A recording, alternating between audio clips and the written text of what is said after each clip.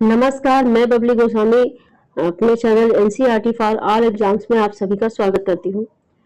अभी जो हमारी एनसीईआरटी सीरीज चल रही है अ, वो 6 टू 12th एसएसटी चलेगी अभी।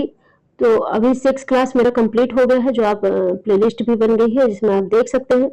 और मुझे पूरी उम्मीद है कि आपको अच्छे से समझ में आएगा और उसे 90% तक आप अच्छे से कर सकते हैं, एसएसटी से जुड़ा कोई भी क्वेश्चन। और अब जो है 7th क्लास का चल रहा है, जिसमें आज का जो लेसन है और चैप्टर वाइज एनसीईआरटी मेरी चल रही है। आज का जो लेसन है वो है राजा और उनके राज्य। इसमें राजा और उनके राज्यों के बारे में पढ़ेंगे हम लोग, और ये जानेंगे कि जो राजा लोग थे वो मंदिर निर्माण क्यों करते थे और भूमि दान क्यों करते थे ब्राह्मणों को। ये सारी बातें इसमें रहेंगी और भी कई बातें हैं।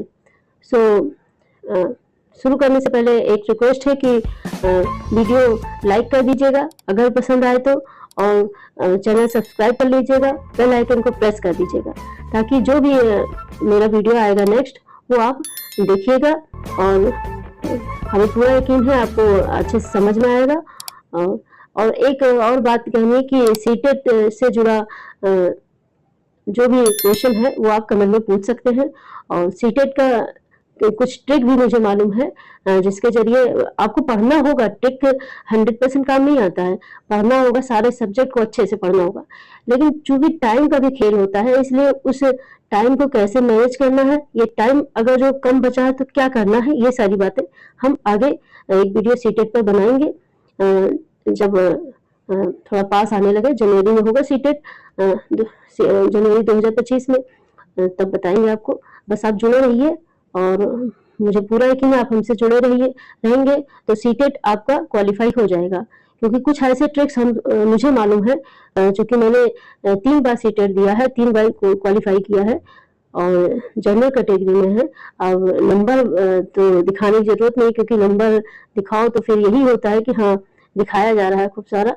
तो बस इतना ही बताना चाहिए कि हाँ 3 टाइम्स क्वालिफाइड है सीटेट, इसलिए हमको जो है सीटेट की काफी चीजें मालूम है कि सीटेट में कैसे क्वेश्चन पूछे जाते हैं और अगर टाइम कम है तो हम क्या कर सकते हैं। अब टाइम कम मतलब कुछ कम है, अगर पूरा टाइम आप कुछ कर ही नहीं पा रहे हैं तो फिर क्या करेंगे उसका तो भगवान ही जाने। लेकिन पढ़ते रहिए, फिर इसके बाद में हम बताएंगे जब पेपर आने ही वाला होगा तब बताएंगे, 1 वीक बचेगा तब। क्योंकि पहले से बता देंगे तो आप लोग वही ट्रिक फॉलो करेंगे, पढ़ेंगे नहीं, तो ट्रिक 100% काम नहीं आता है। ओके, चलिए ठीक है, आप जुड़े रहिएगा और आपको वो बताएंगे ट्रिक जिसके थ्रू आपका सीटेट निकल जाएगा। ओके, आज का जो लेसन है राजा और उनके राज्य, इसमें है 7वीं शताब्दी के बाद, 7वीं शताब्दी बोलिए या 7वीं सदी में राजवंशों के उदय को लेकर है। 7वीं सदी आते आते उपमहाद्वीप के विभिन्न भागों में बड़े भूस्वामी और योद्धा सरदार अस्तित्व में आ गए थे। जो है बड़े योद्धा सारे जो है अस्तित्व में आए थे, और यह जो राजा के अंडर में काम करते थे, जो योद्धा होते थे, सरदार होते थे यानी सेनापति होते थे, वो धीरे धीरे जो है काफी शक्तिशाली हो गए और वो अपना राज स्थापित करने लगे, जिससे नए राजवंशों का उदय होने लगा। और फिर इसके बाद अधिक सत्ता और संपदा हासिल करने पर यही सामंत जो अपने आप को महामंडलेश्वर, महासामंत, ये सारे शब्द आपको याद करने रहेंगे।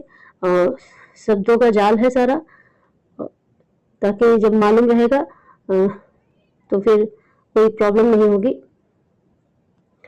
ये शब्दों का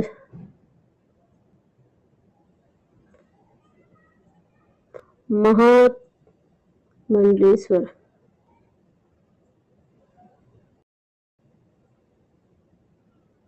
महासामंत, महामंडलेश्वर, ये सारी चीजें जो है घोषित करते थे खुद को।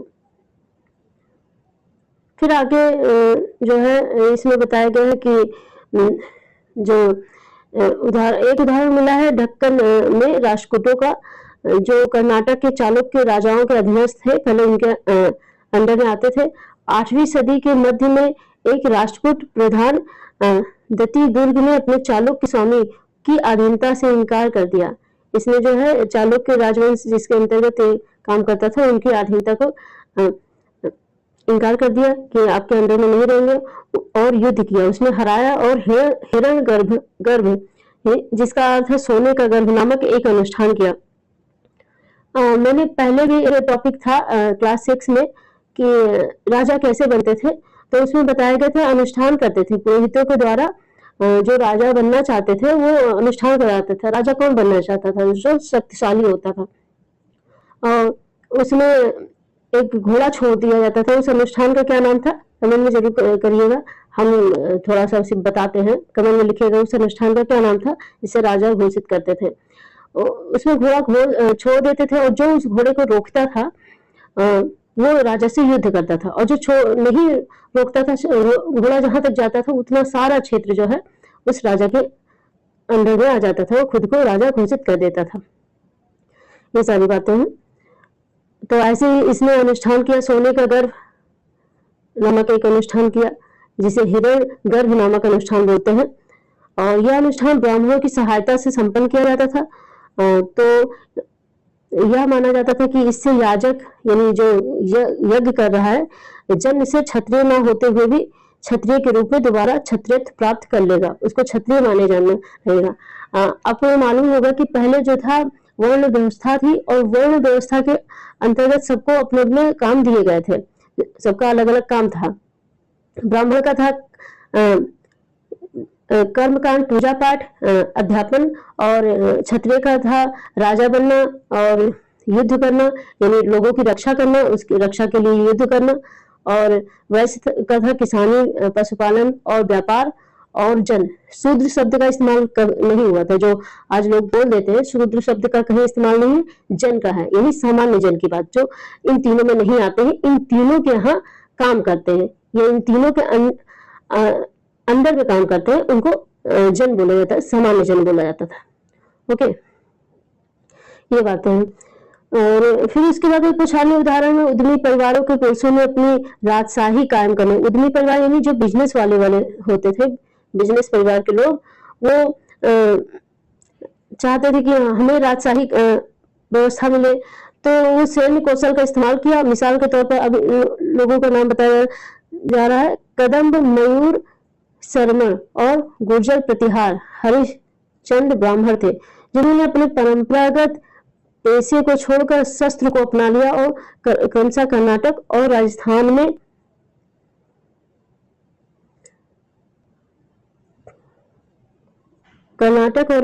में अपने राज्य सफलतापूर्वक स्थापित किए।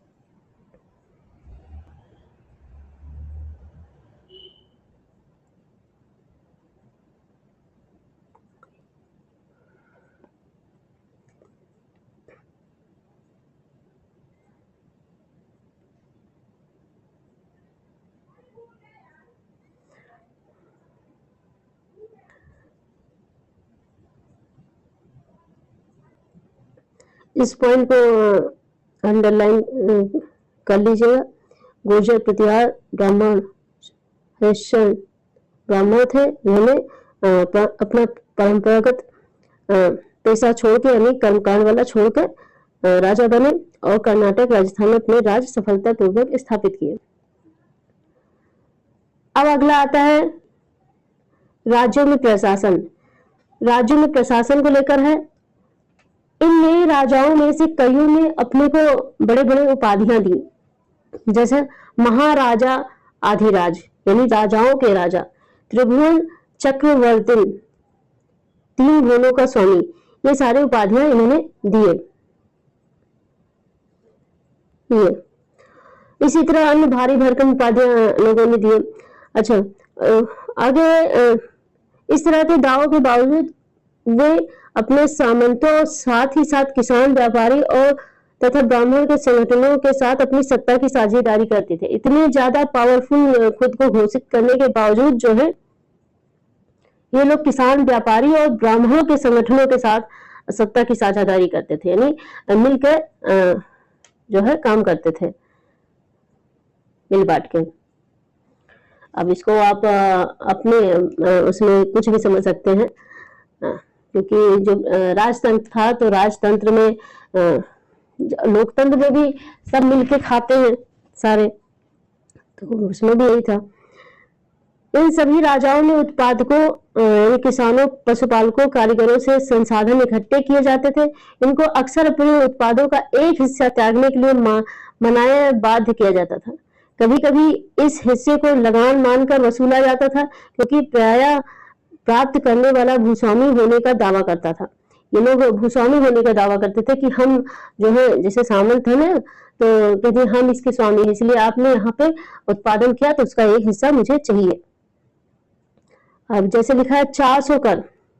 अब इसमें एक अभिलेख में मिला है, तमिलनाडु में शासन करने वाले चोल वंश का अभिलेख मिला है, जिसमें विभिन्न किस्म के कर थे, जो 400 से ज्यादा सूचक शब्द मिलते हैं। 400 टाइप का यानी कर लगाते थे। इसमें जो है एक कर है व्यक्ति, जो नगद की बजाय जबरन श्रम के रूप में लिया जाता था, कि यहाँ पे हमें तुम मजदूरी करो, काम करो, ये बातें हैं। और दूसरा है कदमाई, यानी कि भू राजस्व। मकान पर छाजन डालने पर, यानी छज्जा जिसको आजकल बोलते हैं, छज्जा डालने पर भी कर लगता था। खजूर या ताड़ के पेड़ पर चढ़ने के लिए सीढ़ी के इस्तेमाल पर लगने वाला कर, और पारिवारिक संपत्ति का उत्तराधिकार हासिल करने के लिए लगने वाले कर इत्यादि का भी उल्लेख उसी में मिला है। अच्छा, कुछ ऐसे कर इसमें है जो आज भी लोकतंत्र में भी है, कायम है, और कुछ कर जो है नहीं है, और जो कुछ कर हैं जैसे खजूर, ताड़ के पेड़, छज्जा डालने पर, ये सब जो है ये नहीं है, और थोड़ा सा ये गलत भी है। देखो, हिस्ट्री को थोड़ा सा अंदर अपने आप थोड़ा कहानी के रूप में पढ़ो तो ज्यादा मजा आएगा, ज्यादा समझ में आएगा। एक एक पॉइंट को व्यवहार में प्रैक्टिकली लेते हुए चलो तो ज्यादा अच्छा लगता है और समझ में आएगा और ज्यादा समय तक याद रहता है।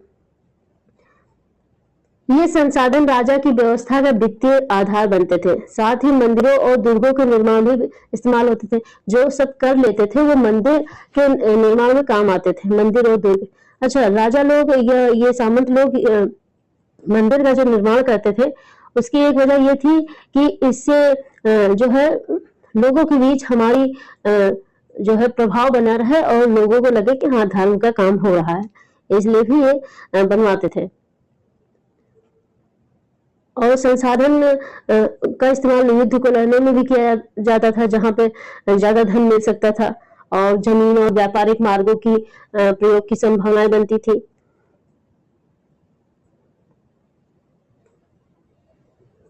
ये बातें हैं।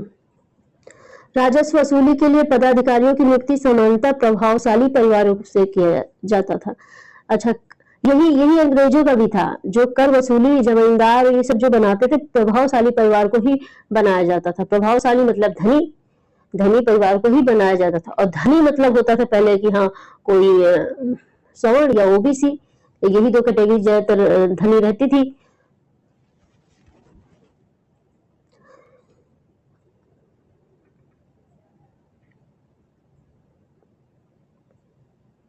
ओके, और आगे है राजस्व वसूली के लिए पदाधिकारियों को वंशानुगत भी रहता था, वंश के हिसाब, जैसे बाप के बाद बेटा, बेटे के बाद उसका बेटा, उसके बाद, ये सब सेना में भी था।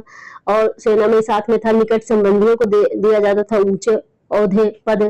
वो उसकी वजह भी रहती थी कि हाँ, विद्रोह ना हो पाए, ये सब वजह भी रहती थी, जिससे अपने सगे संबंधियों को दिया जाता था। विद्रोह जब होना होता है तो कहीं भी हो जाता है, चाहे जिस को दे दो। प्रशस्तियां और भूमि अनुदान, अब इसके बारे में है भूमि अनुदान और प्रशस्तियां। प्रशस्तियां का मतलब होता है प्रशंसा। प्रशस्तियों का ब्यौरा जो है ये बताती है, जैसे शासक खुद को कैसा दर्शाना चाहते थे। मिसाल के लिए सूरवीर, विजय योद्धा के रूप में ये विद्वान ब्राह्मणों द्वारा रची गई थी, जो अक्सर प्रशासन में मदद करते थे। संस्कृत में लिखी गई ग्वालियरी, जो आज मध्य प्रदेश में है, पाई गई है। एक प्रशस्ति में प्रतिहार नरेश नागभट्ट के कामों का जो है वर्णन किया गया है। और किस प्रकार किया गया है ये आप स्क्रीनशॉट ले सकते हैं, या एक बार फिर से पढ़ लीजिएगा इसको, और पढ़ के बता देते हैं। लिखा आंध्र, सिंधु, विदर्भ जो महाराष्ट्र का एक हिस्सा है, और कलिंग यानी उड़ीसा के एक हिस्सा के राजा उनके आगे तभी धराशायी हो गए जब वो राजकुमार थे। ये बताया जा रहा है नागभट्ट की उपलब्धियां। उन्होंने कन्नौज के शासक चक्र युद्ध को विजित किया। उन्होंने वग्ध यानी बंगाल का एक हिस्सा था, अनर्थ गुजरात का हिस्सा, मालवा, किरात, तुरुस्क, वैसे ये पूछा नहीं जाता है ज्यादा लेकिन ये याद होना चाहिए, वत्स, मत्स्य दोनों उत्तर भारत के राजाओं को पराजित किया। राजा लोग प्रायः ब्राह्मणों को भूमि अनुदान से पुरस्कृत करते थे, गिफ्ट देते थे, पुरस्कार देते थे। ये ताम्र पत्रों पर अभिलिखित किया जाता था, जैसे कि ये पिक्चर में है, ताम्र पत्र है, इसी पर जो है लिखा जाता था। और यहाँ पे थोड़ा हिस्सा संस्कृत और थोड़ा तमिल में लिखा होता था। और ये 9वीं सदी में एक शासक के द्वारा दिए गए भूमि अनुदान का उल्लेख 9वीं सदी में यानी 900 के करीब में दिया गया था, तो उसी का है। और यहाँ पर मोहर राजसी का मोहर लगा रहता था, जहाँ पे ये गांठ बना है यहाँ पे मोहर लगा रहता था।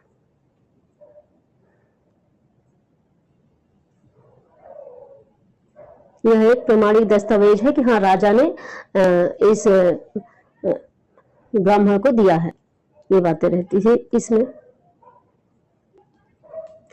भूमि के साथ क्या क्या दिया जाता था यह चोलों के द्वारा दिए गए एक भूमि अनुदान के तमिल भाग का एक हिस्सा है। इसमें लिखा है हमने मिट्टी के मेड़े बनाकर साथ ही कटेदार झाड़ियां लगाकर भूमि की सीमाओं को चिन्हित कर दिया है। इसमें बताया गया है कि ऐसे ऐसे भूमि है जिसमें कांटेदार झाड़ियां लगी है, फली वृक्ष लगी है, पेड़, भूमि, बगीचे, ये सब बताया गया है ये सब। और साथ में कहा गया इसको कर रूप में इसको किसी को देकर कर इससे वसूला जा सकता है। अच्छा, इसी को सामंत बोलते हैं। जमीन किसी से मिली, राजा से मिली, राजा फिर वो जो उस पर काम करेगा वो कर के रूप में कुछ हिस्सा देगा। 12वीं शताब्दी में एक बहुत बड़ा संस्कृत काव्य भी रचा गया था, जिसमें कश्मीर, ये लाइन याद रखिएगा, 12वीं शताब्दी में एक बड़ा बृहत मतलब बड़ा विस्तृत संस्कृत काव्य भी रचा, जो कश्मीर पर शासन करने वाले राजाओं के इतिहास दर्ज है। कश्मीर में शासन जो करते थे, और ये कौन थे? कल्हड़ नाम का एक रचनाकार द्वारा रचा गया। कल्हड़ ने अपना वृतांत लिखने के लिए शिलालेख, दस्तावेज, प्रत्यक्षदर्शियों के वर्णनों और पहले के इतिहासों समेत अनेक तरह के स्रोतों का प्रयोग किया। कल्हड़ ने ऐसे ही नहीं लिख दिया, इन स्रोतों का प्रयोग किया। शिलालेख, दस्तावेज, प्रत्यक्षदर्शियों, प्रशस्तियों के लेखकों से भिन्न वह अक्सर शासकों और उनकी नीतियों के बारे में आलोचनात्मक रुख दिखलाता है। कल्हड़ जो है शासकों के प्रति आलोचनात्मक दृष्टि से सब लिखे हैं, इसलिए 12वीं सदी के लिए असाधारण ग्रंथ था।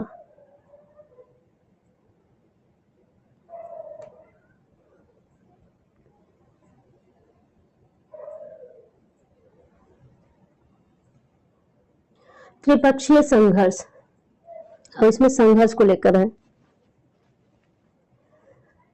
आपने ये गौर किया होगा कि इनमें से प्रत्येक शासक राजवंश का आधार कोई क्षेत्र विशेष था। वे दूसरे क्षेत्रों पर भी नियंत्रण चाहते थे। एक राजा दूसरे क्षेत्र पर भी नियंत्रण करना चाहता था। एक विशेष रूप से जिससे युद्ध होता था, एक क्षेत्र था गंगा घाट में कनौज नगर। अच्छा, इसके पिछले चैप्टर में भी कनौज का जिक्र हो चुका है, उससे पहले भी हो चुका है। मैंने बताया था कनौज, मथुरा, वाराणसी, तक्षशिला तो अब है पाकिस्तान में, मगध मतलब बिहार, और ये सब इलाका जो है इसका इतिहास बहुत पुराना है। इससे जुड़ा कोई ना कोई एक क्वेश्चन जरूर आता है इन सब चीजों से। गुर्जर प्रतिहार वंश जो है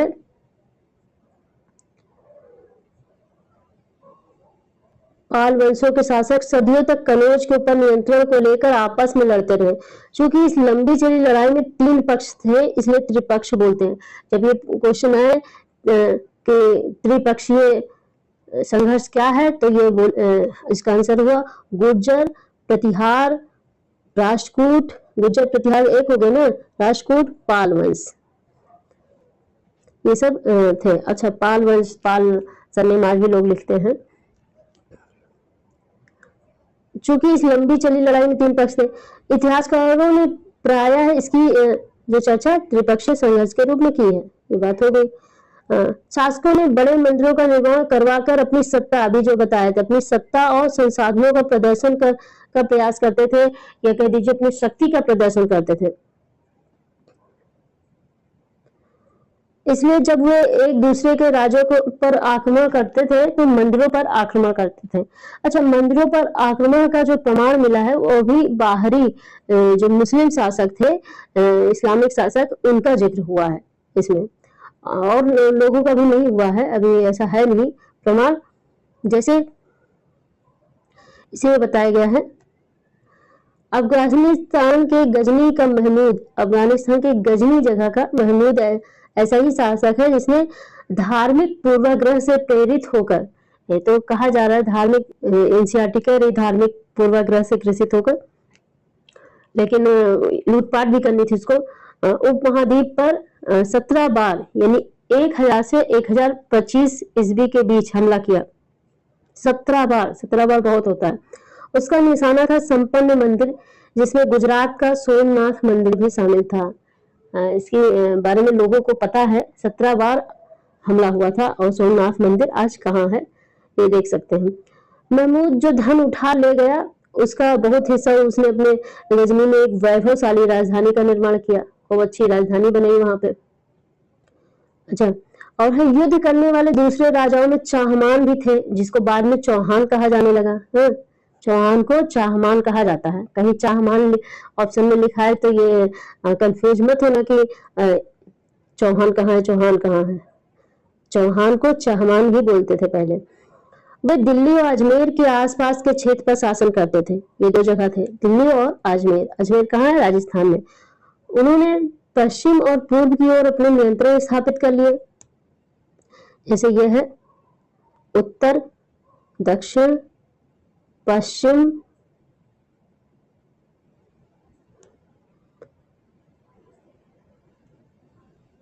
पश्चिम ये हुआ, और ये है पूर्व। एक सेकंड,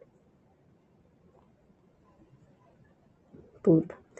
तो इसमें बताया पश्चिम और पूर्व की ओर, यानी इस साइड में और इस साइड में अपना नियंत्रण स्थापित किया था। इधर एक तरफ हो गया दिल्ली और एक तरफ होगा राजस्थान। और विस्तार करना चाहा, तो जब विस्तार करना चाहा आगे, तो उनको क्या प्रॉब्लम हुई आगे देखते। जहां उन्हें गुजरात के चालुक्यों और पश्चिमी उत्तर प्रदेश के गढ़वाल से टक्कर लेनी पड़ी। गुजरात कुछ इस साइड में है, गुजरात, और पश्चिमी उत्तर प्रदेश, इस साइड में उत्तर प्रदेश है नहीं, तो उसका पश्चिमी ये भाग से उनको 2 जगह से लोहा लेना पड़ा। लोहा मतलब टक्कर लेना पड़ा, वो लोहा नहीं। और गुजरात के जहां उन्हें ये हो गया ये पॉइंट। फिर जिसे जो है सुल्तान मोहम्मद गोरी नामक तुर्क शासक को 1191 में हराया था। यही पृथ्वीराज चौहान तृतीय, इनका पूरा नाम बोला जाए तो पृथ्वीराज चौहान तृतीय, यही इन्होंने मोहम्मद गोरी को जो तुर्क का था 1191 में हराया।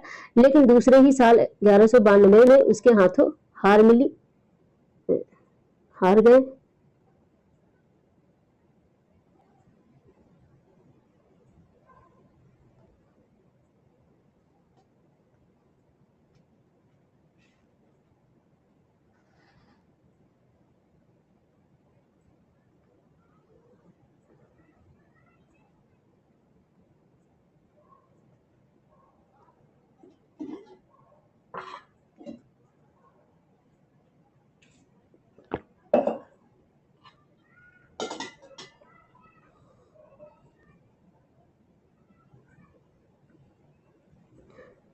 फिर आगे है चोल वंश सत्ता में कैसे आया, इसके बारे में है। कावेरी डेल्टा में, डेल्टा के बारे में पता होगा, डेल्टा क्या होता है। डेल्टा जो होता है, जो नदियां, जैसे नदियां हैं ऐसे जा रही हैं, फिर थोड़ा सा खिसक के ऐसे चली गई छोड़ के, थोड़ा इधर हो गई, तो जो हिस्सा होता है बीच का वो डेल्टा कहलाता है।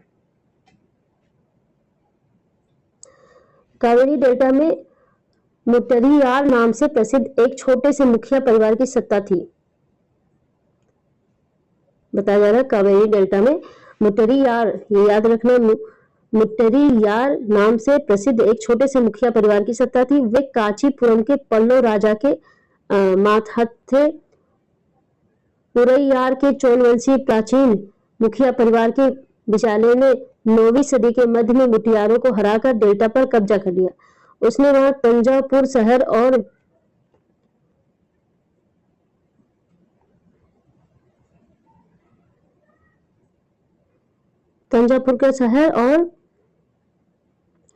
निशुंभ सूदनी नाम देवी का मंदिर जो है वो बनवाया था।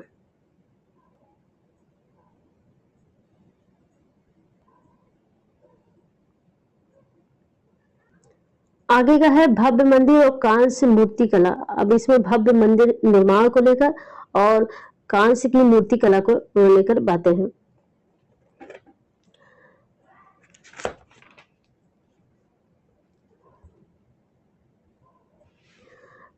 राजराज और राजेंद्र प्रथम द्वारा बनवाए गए तंजावुर और गंगई कोड़चोलपुरम में बड़े मंदिर स्थापित और मूर्ति कला की दृष्टि से एक चमत्कार है।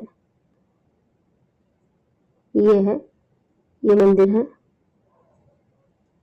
ये इसके बारे में लिखा हुआ है। गंगई कोड़चोलपुरम का मंदिर छत जिस तरह से क्रमशः पतली होती गई उस पर गौर करें। बाहरी दीवारों को सजाने के लिए पत्थर की जो प्रतिमाएं अलंकृत की गई उन्हें भी देखिए। जो बाहरी दीवार है कैसे पत्थर की चीजें इस्तेमाल हुई है और कैसे जो है छत जिस तरह से पतली होती गई, पतले क्रमशः ये बताया गया है कि छत किस तरह क्रम से पतली होती गई।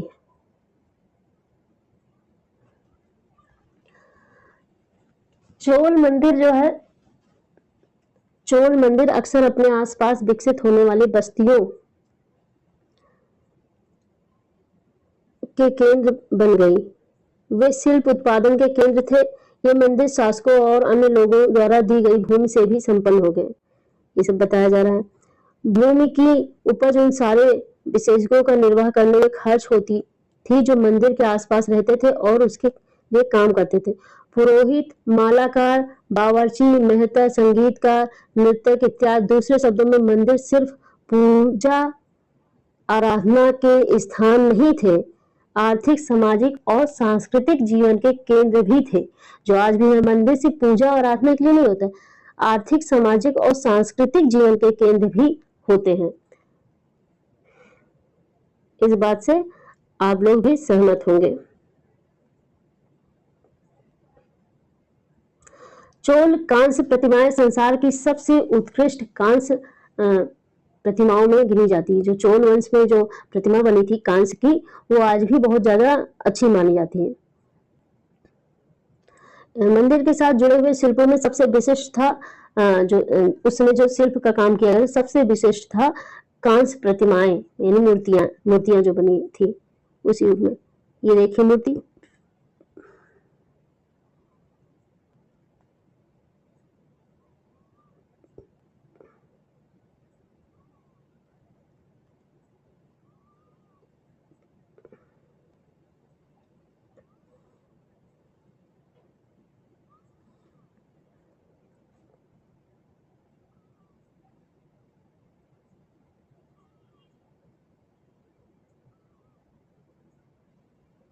ये मूर्ति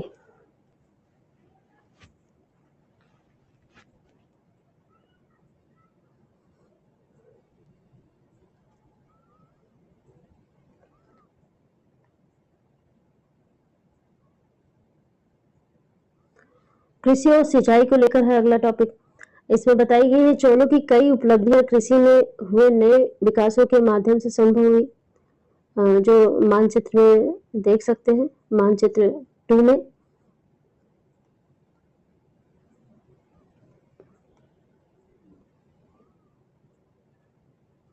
कावेरी नदी बंगाल की खाड़ी में जो है मिलने से पहले कई छोटी छोटी शाखाओं में बढ़ जाती थी। ये शाखाएं बार बार पानी उलीचती, जिससे किनारों पर उपजाऊ मिट्टी जमा होती रहती।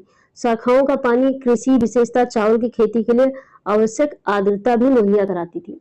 जो ये नदियां हैं, कावेरी नदी बंगाल की खाड़ी मिलने से पहले वहां बंगाल की खाड़ी में जाके मिल जाती कावेरी नदी, तो वो अलग अलग जगह पर जो है जैसे उलझती, यानी उल्टा जो है चलती, ये झोल मारती, ऐसे शब्द यूज कर सकते हैं। उससे जो किनारे पर काफी मिट्टियां जमा हो जाती थी, उपजाऊ नदी से जो निकलती मिट्टियां हैं उपजाऊ होती ही हैं, जिससे वहां जो चावल की खेती अच्छे से होती थी, ये कही गई है। हालांकि तमिलनाडु के दूसरे हिस्सों में कृषि पहले ही विकसित हो चुकी थी, पर 5वीं व 6ठी सदी में आकर ही इन इलाकों में बड़े पैमाने पर खेती शुरू हो पाई। तमिलनाडु में तो पहले कृषि विकसित हो गई थी, पर 5वीं और 6ठी शताब्दी में जो है अच्छे से हुई कृषि। कुछ इलाकों में जंगलों को साफ किया जाता था और कुछ दूसरे इलाकों में जमीन को समतल किया जाता था। जो जमीन बराबर नहीं है उसको समतल किया जाता था। ये सब कॉन्सेप्ट बेस है।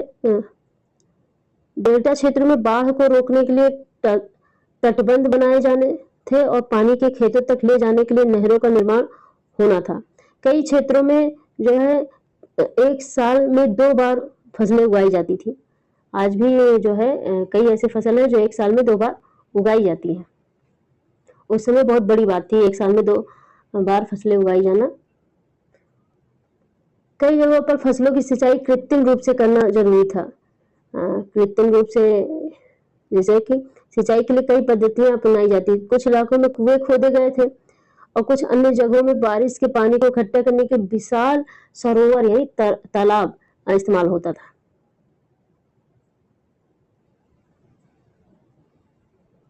ये देखिए यहाँ का 9वीं शताब्दी तमिलनाडु का एक जल द्वार होज से नदी की शाखाओं में पानी के प्रवाह को इसके जरिए नियंत्रित किया जाता था। इस पानी से खेत सींचे जाते थे। जल द्वार पारंपरिक रूप से एक लकड़ी या धातु बाधा है जो आमतौर पर पानी के स्तर को नियंत्रित और नदियों और नहरों में दर प्रवाह को संचालित करता है। ये बताया गया। साम्राज्य का प्रशासन, जो ये सब साम्राज्य था, साम्राज्य मतलब जो बहुत विस्तृत रूप में होते हैं, कई राज्य जिसके अंतर्गत आते हैं, तो इनका प्रशासन को लेकर है कि जो है कैसे प्रशासन होता था।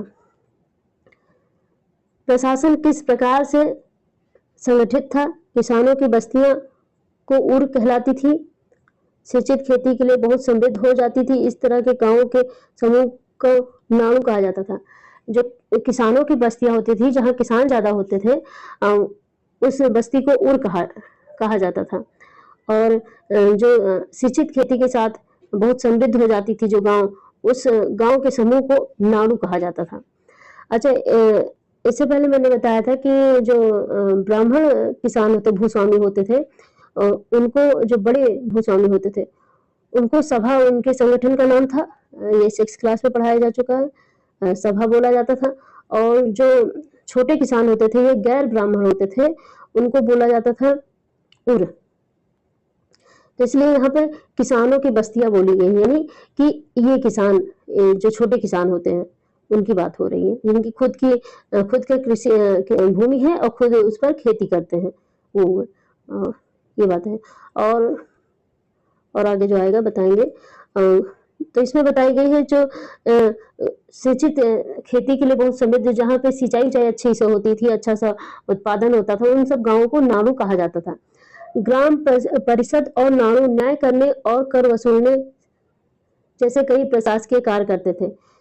जो ग्राम परिषद होता था वो नाड़ू न्याय करने और कर वसूलने जैसे कई काम करता था। धनी किसानों को केंद्रीय चोल सरकार की देखरेख में नाड़ू के कामकाज में अच्छा खासा नियंत्रण हासिल था।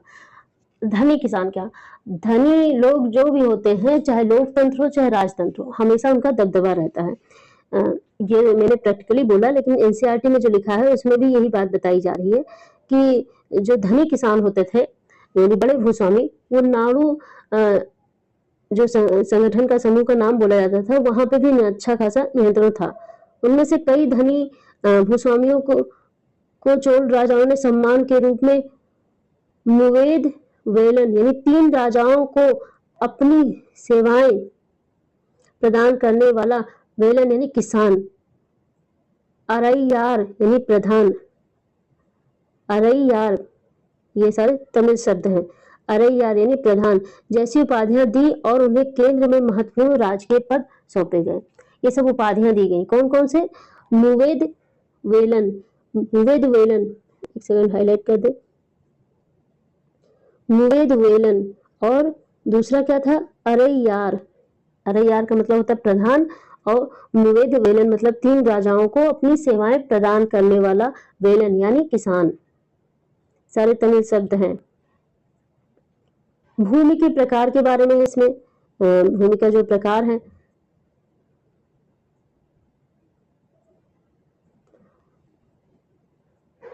भूमि के प्रकार में बताया गया है कि चोल अभिलेखों में भूमि के विभिन्न कोटियों का उल्लेख मिलता है।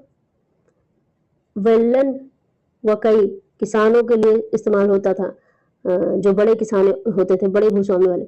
गैर ब्राह्मण किसान स्वामी की भूमि, महदे ब्राह्मणों को उपहार में दी गई भूमि, साला भोग, किसी विद्यालय के रख रखाव के लिए भूमि, देवदान, तिरुवंड मटकनी मंदिर को उपहार में दी गई भूमि, पल्ली इदचम जैन संस्थानों को दान दी गई भूमि।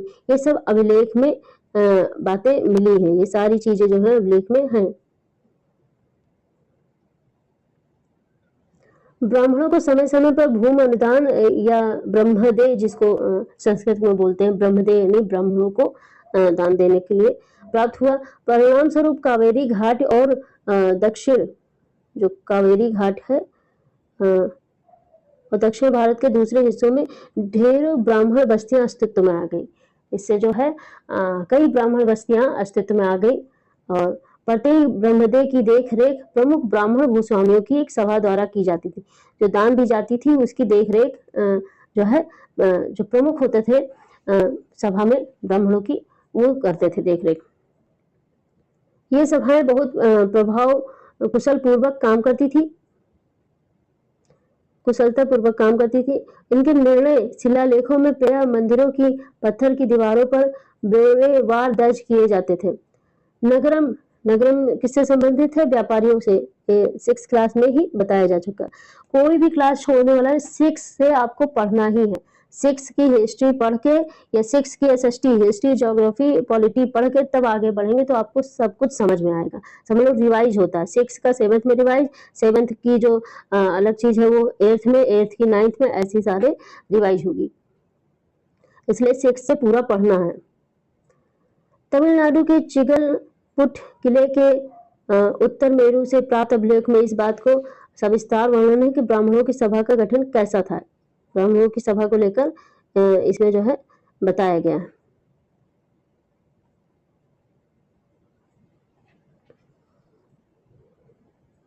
हम आगे बढ़ते हैं। अगला टॉपिक है अभिलेख और लिखित सामग्री। इसके बारे में यहाँ पे इसका आप स्क्रीनशॉट ले सकते हैं, इसको आप खुद पढ़ लीजिएगा, इसमें कुछ खास नहीं है। उर्मेरू अभिलेख के अनुसार सभा की सदस्यता के बारे में, उर्मेरू अभिलेख में जो है जो ब्राह्मण सभा थी उसके बारे में लिखा है कि क्या क्या वहां पे होता था। उस सभा के सदस्य बनने के लिए क्या होना चाहिए? भू राजस्व वसूला जाता था। सभा की सदस्यता के लिए इच्छुक लोगों को ऐसी भूमि का स्वामी होना चाहिए जहां से वो भू राजस्व वसूलना चाहते हैं, जहां से उनको कर वसूलना है, वहां से वो जो है वहां के किसी भूमि के मालिक होना चाहिए। उनके पास अपना घर होना चाहिए। उनकी उम्र 35 से 70 के बीच होनी चाहिए। 35 से 70 के बीच होनी चाहिए। वेदों का ज्ञान होना चाहिए, तो बहुत अच्छी बात। उन्हें प्रशासनिक मामलों की अच्छी जानकारी होनी चाहिए और ईमानदार होना चाहिए। यदि कोई पिछले 3 सालों में किसी समिति का सदस्य रहा है तो वह किसी और समिति का सदस्य नहीं बन सकता। ये बातें हैं। जिसने अपने या अपने संबंधियों के खाते जमा नहीं कराए हैं वह चुनाव नहीं लड़ सकता। ये सारे चीजें थी जो आप इसमें पढ़ लीजिएगा, कुछ इसमें ज्यादा खास नहीं है। हाँ। और लेसन समाप्त। ये है एक प्रैक्टिस क्वेश्चन। ये गुज्जर प्रतिहार किससे संबंधित है? गुज्जर और प्रतिहार किस क्षेत्र से संबंधित है? पश्चिम दक्कन, बंगाल, गुजरात, राजस्थान, तमिलनाडु। राष्ट्रकूट और पाल और चोल। ये क्वेश्चन होमवर्क है, समझ लीजिए। ये क्वेश्चन होमवर्क है, आप कमेंट में लिखिएगा। जैसे गुर्जर प्रतिहार है तो इसको फर्स्ट, इसको सेकंड और इसको थर्ड फोर्थ दे देते हैं। तो फर्स्ट का जो होगा वो लिख देना, इसको लिखने की जरूरत नहीं। सेकंड आंसर, थर्ड ऐसे करके लिख देना। ओके, आई होप आप सभी को समझ में आ गया होगा और ये सारी जो चीज़ें हैं ये समझ में आ गया। ये टॉपिक तो ठीक है, दोबारा देख सकते हैं इसको, और इसका लिंक हम जो है इस वीडियो में डिस्क्रिप्शन में दे देंगे, आप उसको देख लेना। और अगर देखो, इसको देखने के बाद नोट्स तो बनाना पड़ेगा। कॉन्सेप्ट तो पढ़ के समझ में आ जाएगा, लेकिन नोट्स इसलिए बनाना पड़ेगा कि जब पेपर होता है, लास्ट समय होता है, तो उसमें कुछ चीजें जो है भूल जाता है इंसान, बार बार पढ़ना रहता है, यानी रट्टा मारना रहता है। समझना, कॉन्सेप्ट क्लियर होना प्लस रट्टा मारना, दोनों चीज जरूरी होता है। तो उसके लिए नोट्स तैयार होना चाहिए। एक तो ये तरीका है कि आप हमारा वीडियो देखते रहिए और समझ जाइए, जिससे आप खुद नोट्स तैयार कर सकते हैं। और दूसरा जो है, जो हमारा व्हाट्सएप नंबर रिफ्लेक्ट हो रहा है उस पर आप नोट्स जो है वो ले सकते हैं। और ये नोट्स आपको जो है 499 का SST का पोर्शन 499 का पूरा मिल जाएगा। और ये 6 to 8 का मिलेगा। और ये सिर्फ सीटेट के लिए नहीं रहेगा, ये DSSB में जो 8 तक का पोर्शन है उसको कवर करेगा और KVS का करेगा। यानी कि सिर्फ उतना नहीं बनाया गया है कि जो सीटेट पूछता है, पूरी चीजें इसमें बताई गई हैं। तो इसलिए आप इसको 499 में ले सकते हैं। और बाकी आपकी मर्जी, नहीं तो आप वीडियो देखते रहेंगे और समझेंगे। जल्द ही हम जो है चैप्टर वाइज प्रैक्टिस कराएंगे। चैप्टर वाइज प्रैक्टिस मुझे लगता है कि शायद ही कोई चैनल करा रहा हो। चैप्टर वाइज प्रैक्टिस कराएंगे और आप चैनल के साथ बने रहिए। और हाँ, चैनल को सब्सक्राइब जरूर कर लीजिएगा, बेल आइकन को प्रेस कर देना। धन्यवाद। Bye bye.